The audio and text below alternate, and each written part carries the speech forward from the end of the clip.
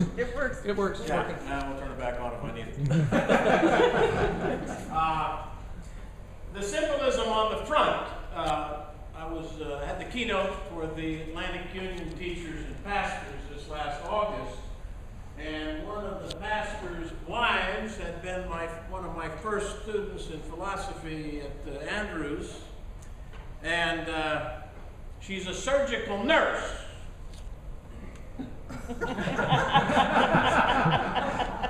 She made a definite improvement on the graphics.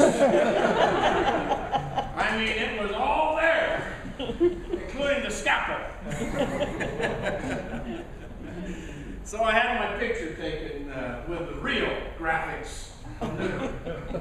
As the book has been translated into various languages, it's been difficult for people to decide how to translate it. And so in the Inter-American version, it's castration, but the South American version of both Portuguese and Spanish is used a softer, neutering type of language, which apparently made them feel more comfortable.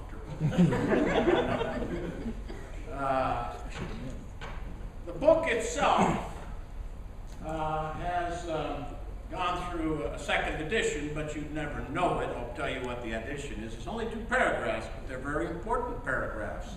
Something I missed. Of all the books that I've written, retirement is a joke.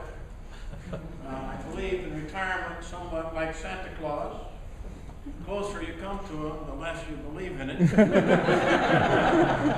My work day now starts at 4 o'clock in the morning instead of 6. But I do quit earlier, so my wife has the illusion that I'm retired.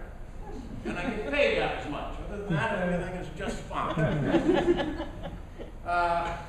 You know,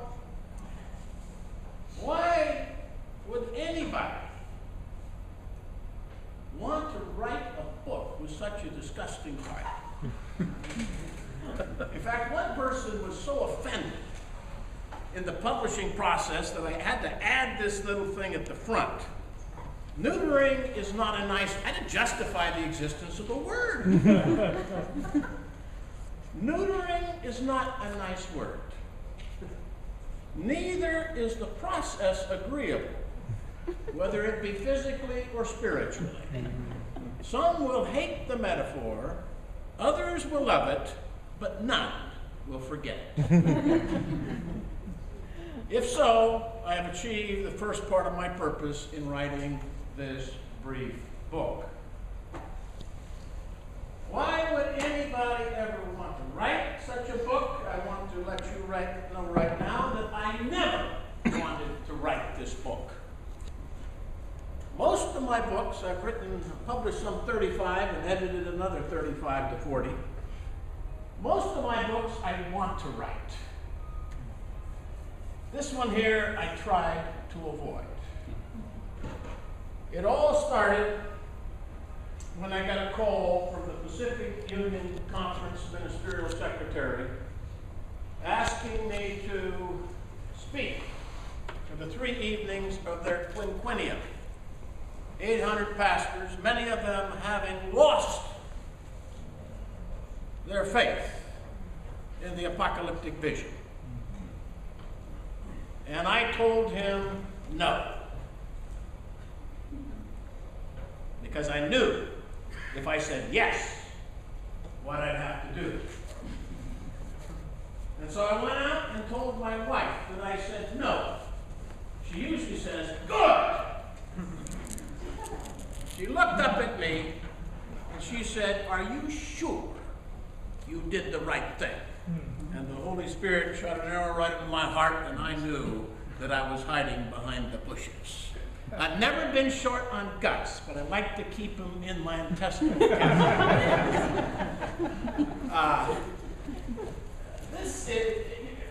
I knew I would be entering into controversial territory. Adventists, particularly scholarly Adventists, have made a career the last 30 years out of tearing apart the apocalyptic vision. With Des Ford at the forefront of the movement. I went back after my wife made that disgusting comment and phoned up the Pacific Union and told them I would come. Then I went through agony. I knew what I had to do, but I didn't know how to do it and still come out with all my body parts. Well, for the next year, I would wake up troubled. How can I do this in 3 nights and cover the bases? Say what needs to be said, both offensively and, shall we say, defensively. Well, I had no intention of writing a book. First night I preached for an hour and 15 minutes on enough of beastly preaching. You've heard too much about the beasts and not enough about the Lord of the beasts. And then an introduction to neutering. Now, I'm not an expert on neutering. I'm not a neuteree, nor a neuteror. But the general idea, as I understand it, is that you lose your reproductive capacity. So the first night was an introduction to neutering. Well, enough of beastly preaching and an introduction to neutering. I went an hour and 15 minutes, which I suppose is acceptable. The next night I did the Apocalyptic vision in Adventist history, about an hour and a half. The third night I was kind of warming up to my topic. So I preached 2.5 hours.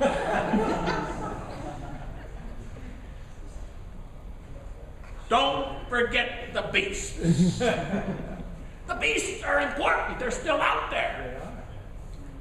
Just ask the curve. But the problem is we've been sticking with those beasts back in the ancient history. They're all right. You've got to start there. But don't forget Stalin and Hitler and Mayo. And,